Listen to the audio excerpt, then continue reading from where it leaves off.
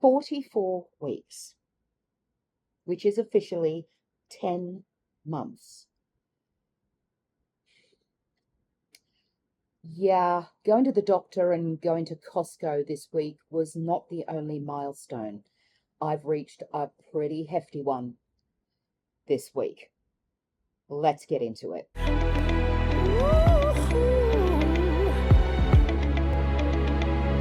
Never gonna stop now, baby.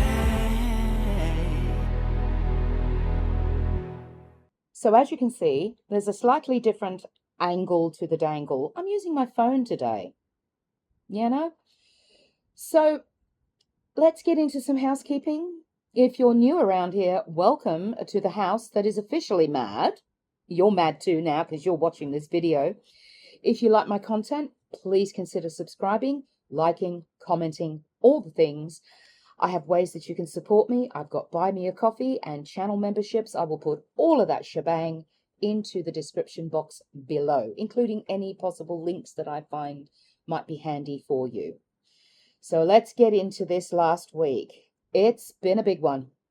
Not going to lie. Went to the doctor. You all know about that. I did my video on Thursday. It was a short one because it didn't really need to be a long one, because the long one will come later when I go back to him in a couple of weeks and discuss things like blood tests and my lipedema, so that we can get that under control, because it's something that I'm just going to have to live with. So I have to learn how to manage it for the rest of my life. So yeah, learning curve incoming.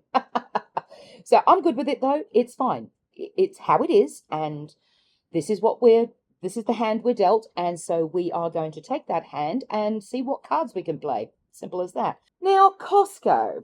I'm going to insert some footage for you. I did do a little bit of footage. Not much, but I did do some. Let's go. Well, I'm on a scooter. First time in Costco. This is very strange. Oh. My candy section. Ooh. Nom nom nom nom. Look at all of that. Ugh. Look at all of that beautiful stuffs and things. Okay, so I'm in an aisle that, it's a veritable minefield, if I'm being completely frank with you. But all I see is sugar, processed food, sugar, processed food, sugar, processed food. What's different? My knees are shot now. They're definitely buggered now, but it was worth it. I'm glad I went. I think I pretty much saw everything. I've got my own membership card now, which means I could come up here on my own if I wanted to. That pleases me. Yeah, next goal, come shopping on my own. It was interesting. It added a layer to the things that I now have to learn to manage. Now, by that, I mean I have to think about putting blinkers on, because there is just so much sugar and processed food at Costco. It's So there's that layer. And the other layer is, when you see families with kids who are going quite burko around there, and you have a look at what's in the trolleys, you're like, that's why. Just saying. I found that quite difficult to mentally navigate, because it was not because I was tempted by any of the rubbish that they sell, but because, I have to come to terms with the fact that I can't save everybody however much I want to. I can't. It's not possible. You've got to get people to get to those conclusions themselves. And I deal with that here at home all the time. My husband's probably about, I'd give it a good 70% carnivore. He does eat more meat now, and he's inclined to eat a little bit more meat. The kids, they're not there yet. But, I just have to follow that mantra of leading by example. That is really the only thing that I can do. Literally the only thing I can do. I made sure to see everything at Costco. I wanted to see everything because I'd never been there before, and I'd never been on one of those scooters before.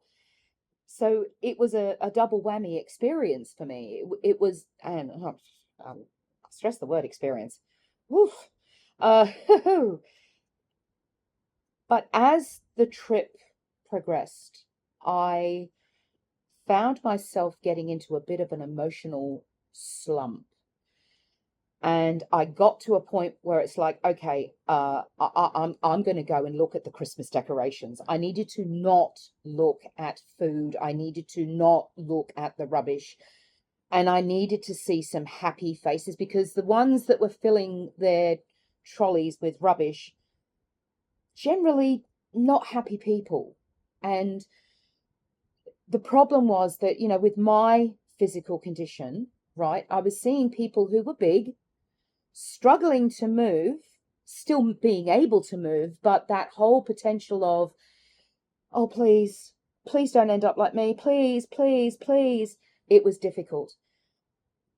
I did get bitey in one aisle. There's one aisle that has just about every Oreo you could think of.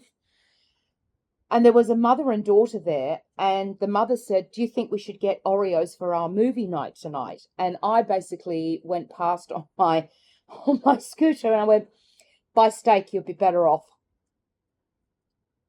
Yeah, once I did that, I knew it was getting to me, and I'm like, okay, we need to get out of this situation like now.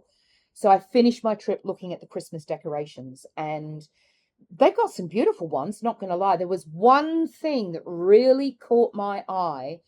It was $80. I really wanted to buy it, but it was a Christmas ornament, and it was Swarovski crystal, and it was a star, and they had one on display. It was just breathtaking. It was so beautiful. It's the sort of thing that I'd probably put on the post of my bed and just keep it up all year round, because it's just too pretty to have out once a year. But that's just me. I did get more mugs. Very Aztec-y. But, my husband, bless his heart, when I saw the mugs, I went, oh, they're very Aztec-y. And he said, do you want them? I said, yeah. So he bought them for me, bless his heart. I was very somber in the car on the way home, and I was discussing this with my husband, and he had some very strong views on why things are the way they are, pretty much in line with people just not there yet. They just don't understand what food companies are trying to do to us, what pharmaceutical companies are trying to do to us. It was out there. It was out there, his comments. And, I'm like, my God, is it really as simple as that? And he said, yeah. And I think it probably is. The fogginess that comes from all that rubbish that people are eating, it's tangible. When you're in a great big place like Costco, it's tangible, folks. It's very real. And I'm like, whoa, this is hard to handle. But I've done it. I did it. And even though it was exciting to start with, and, as the moments progressed and I was starting to go, oh, when I finally did get home, I did have an extremely positive take on that for me, in that because of the scooter situation, and because I now can walk just a little bit further, the possibility of me doing a small shop at Costco on my own is a very distinct possibility. I can actually see that happening, like driving there, parking the car, walking in to get the scooter, doing the shopping, paying for the goods, coming out. And by all accounts, we've got a VIP membership store. People will actually follow me out, so that when I've filled the car with whatever I've bought, they will take the scooter back. They are that accommodating, which you couldn't ask for more, really. So I can really see in the future, and by the future I mean in the next few weeks probably, that I will, I've talked to my husband. I said, I want to go there with a specific shopping list of specific things that I'm going to get, and we'll go from there. But I want to try doing that shop on my own. Yeah, we're here, folks. We are here.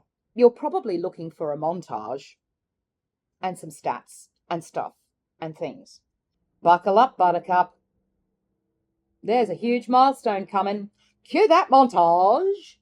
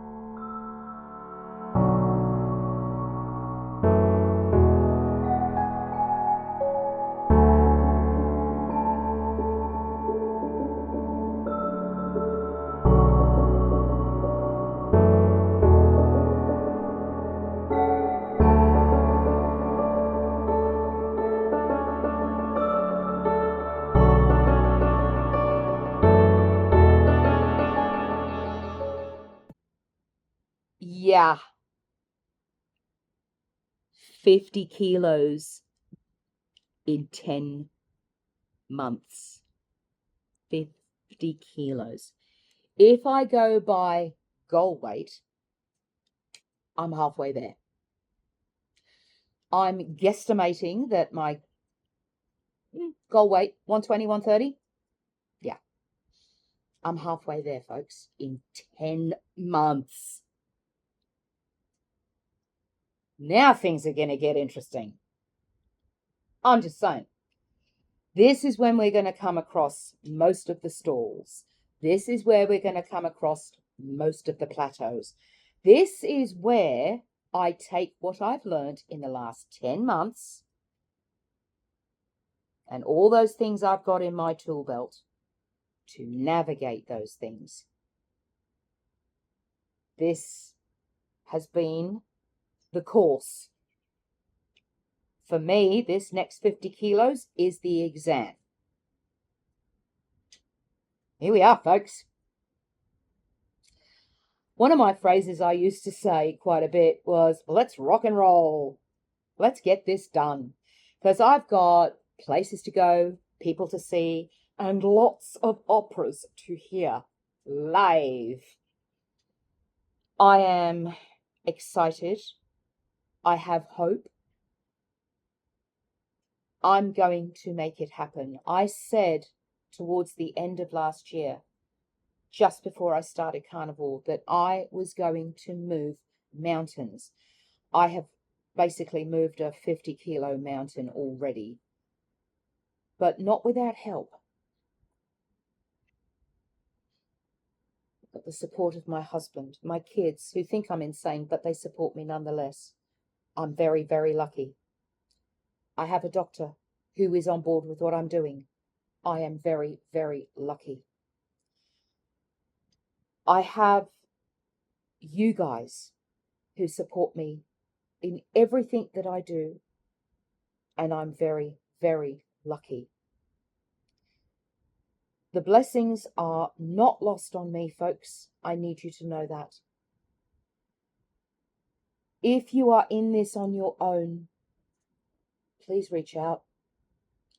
You don't have to do this on your own. You really don't. It's not necessary. It's not meant to be that way.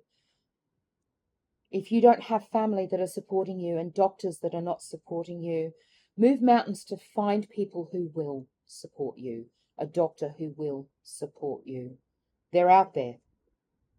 They are out there. It's another aspect of trusting the process. And like I've said in my last video, life is for living.